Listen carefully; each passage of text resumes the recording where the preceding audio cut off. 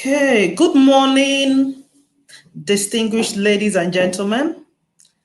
I recognize the Royal Highness who is with us.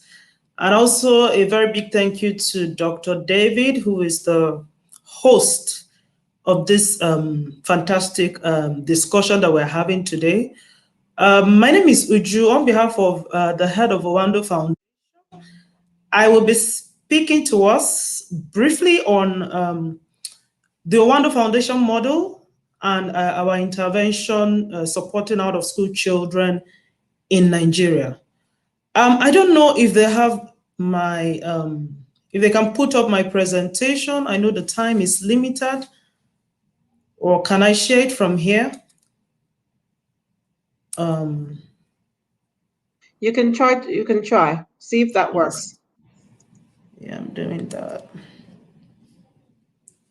Yes, please. Can you see my screen? Hello. Hello. Is anyone backstage? No, we can see your screen right now. Okay. Okay. LBI Studio, can you help to project her presentation, please? From the Owando Foundation. This is one of the. Can you forward your presentation? I already did since I did since morning. Okay, I'll do that. Can you just forward it again? Thank you. Yes, I'm doing that right away. Thanks. One of the joys of technology. Real time. I see Professor Julius has joined us now, the House Committee Chair on Basic Education. Welcome, sir. We will get to you as soon as we're done with Owando Foundation. Thank you. Okay, so while they're putting it up, maybe I could actually start because I know we're really short on time.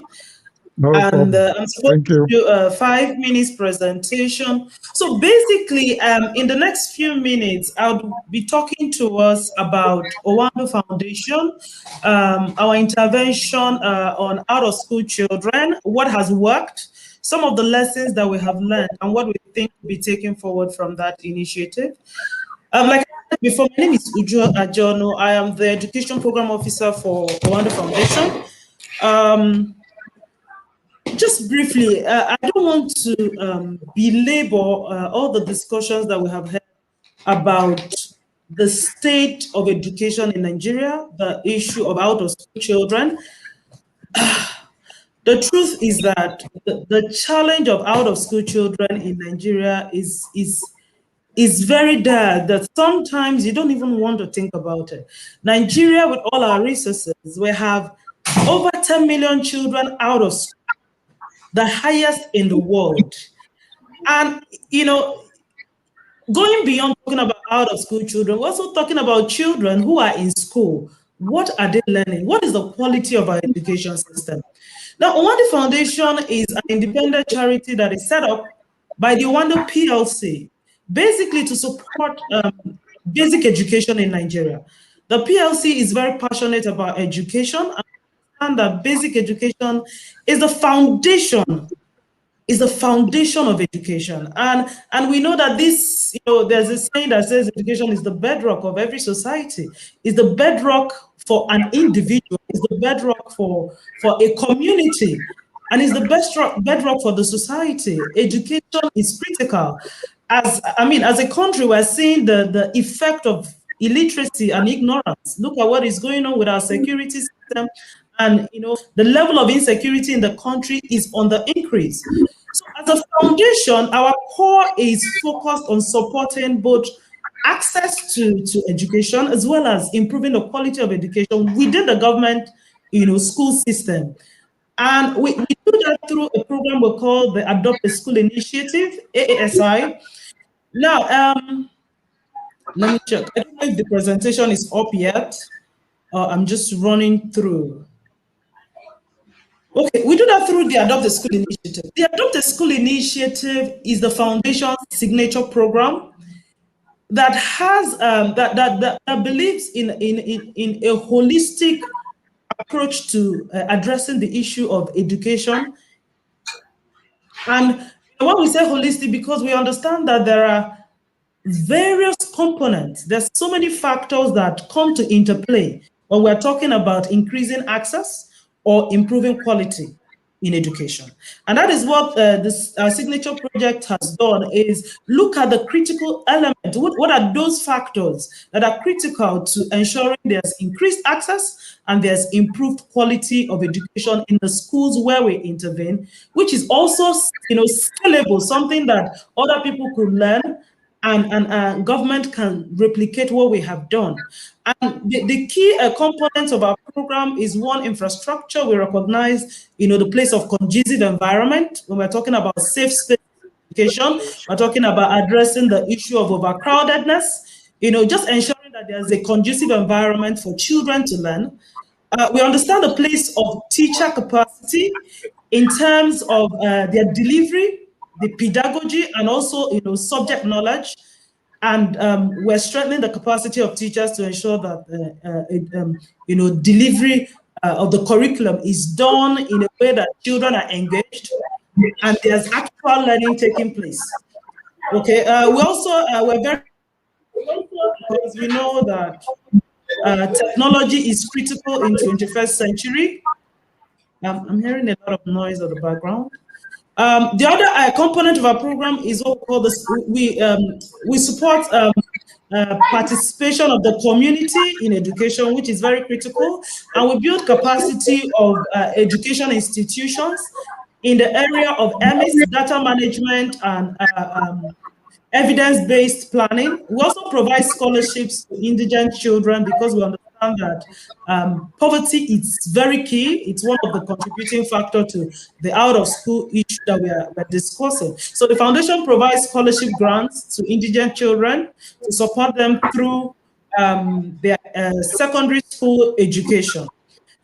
Between the 2016 and 2018, the foundation partnered with Educate a Child Qatar to pilot what we call this model that I'm talking about, in terms of making specific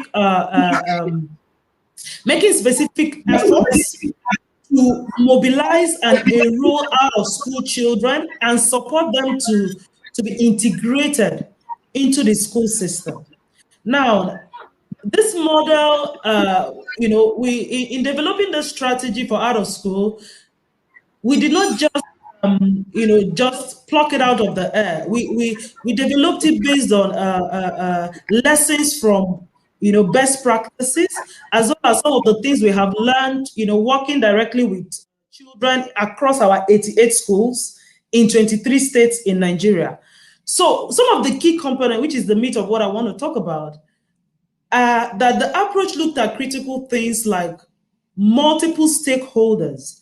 In dealing with the issue of out-of-school children, thank you for all the other people that made the presentation, His Royal Highness. We have all highlighted the place of the different actors. So you're looking at the private sector, we're looking at government, we're looking at the communities themselves, the parents. Everyone have a role. Everyone has a role, if we must make a headway in this issue. So our strategy looked at that, and we also understood that community engagement and ensuring that the communities own the project, so they are driving the sensitization. They understand, and they understand the possibilities of education and the importance of education to them as individuals and to the community. The other key aspect is capacity strengthening. It is critical, because if we must implement or support out of school children, we need to build capacity across all levels, both at the government, teacher, school level, and head teacher levels. There just has to be capacity strengthening across these levels to be able to, for us to see the kind of results that we're looking into. And then one of the key elements for this program is what we call the Working Center. I will talk about it a bit more briefly. And then provision of ancillary support, looking at things like school materials, teaching and learning materials, school bags, school uniform, which are, in some of these communities, these are real issues. A lot of children are not attending school because they cannot provide antecedent cost to education. So in dealing with out-of-school children, we understood that we had to do something about this component as well. And then the final one is ensuring that there's monitoring through the entire enrollment system, the profiling of out-of-school children, and then assessment and the entire transition from our working center back to the formal school system.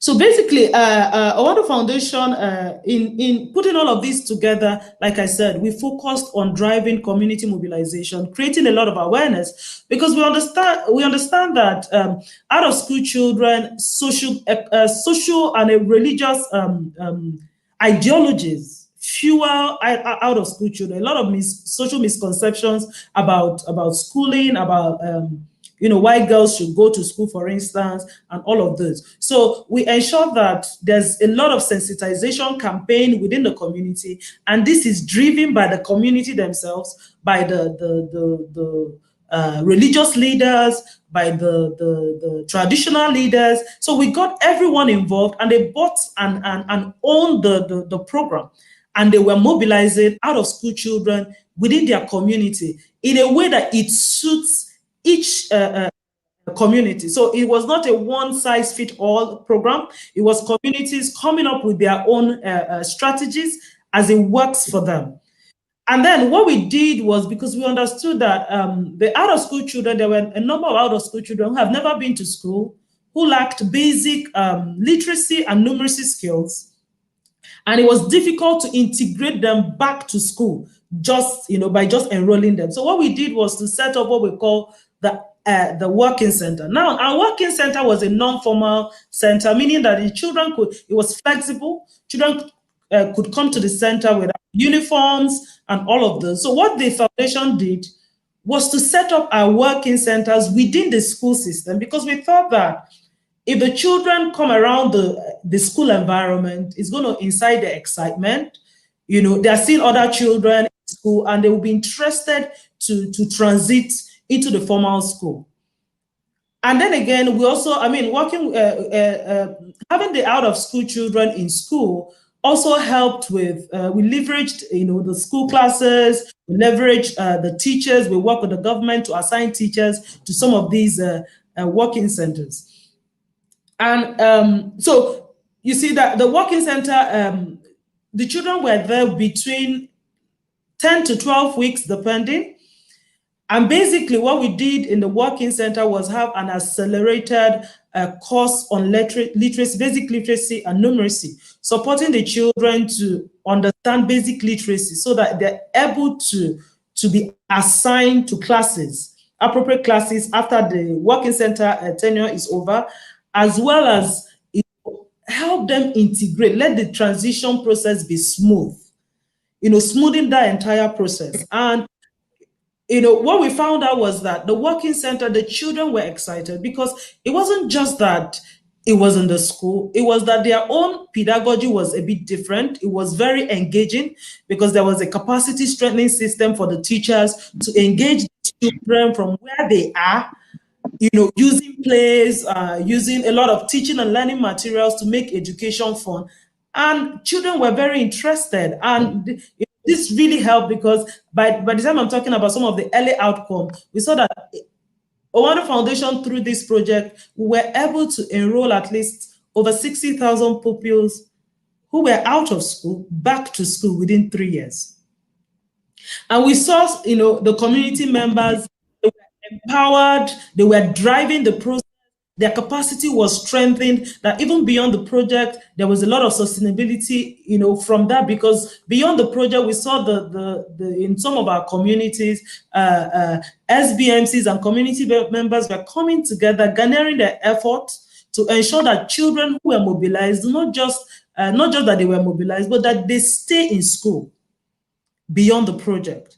And of course, the teachers' capacity and competency level was improved, because there was a lot of training to support out-of-school children, which is a transferable knowledge beyond the project that they could, take into the classroom. At the end of this project, we saw, like I said, over 60,000 pupils out of school. We had 77% retention rate. And out of 16,000 pupils who were enrolled in the working centers, we had 80% of them transit to formal school. Now, this thing, we found out that some of the key things that worked. One is government. In fact, research has proven that alternate education system that finds a way to integrate, into existing structures and existing school system have been found to be more sustainable. So what we did, in this model is that we worked hand in hand with the government.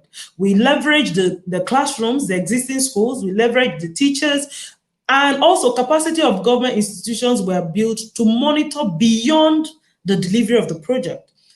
Also, some of the existing structures within the government that were leveraged were the school feeding program that was ongoing at the time. We had government counterpart support.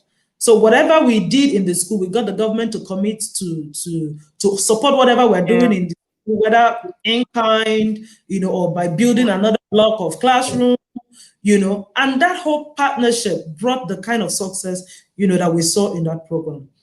One of the other things, lessons that we learned from this is community. Sorry. Sorry, can I interrupt you for a minute? You have 30 seconds to round up. Just 30 seconds, please round up. I'm actually done. So I'm just trying to highlight some of the key elements to this project, which, I've said, whatever we're doing, government partnership, thank God, with the new commitment from the federal government, the alternate system is coming from up down. So we believe that with this commitment, whatever structure or that we set up for the alternate system, if we have the political will, it's going to be successful. The final one is that, like I said, community engagement is critical. Sensitization of parents is very critical if we must achieve, what we want to see with the out of school issue. Thank you.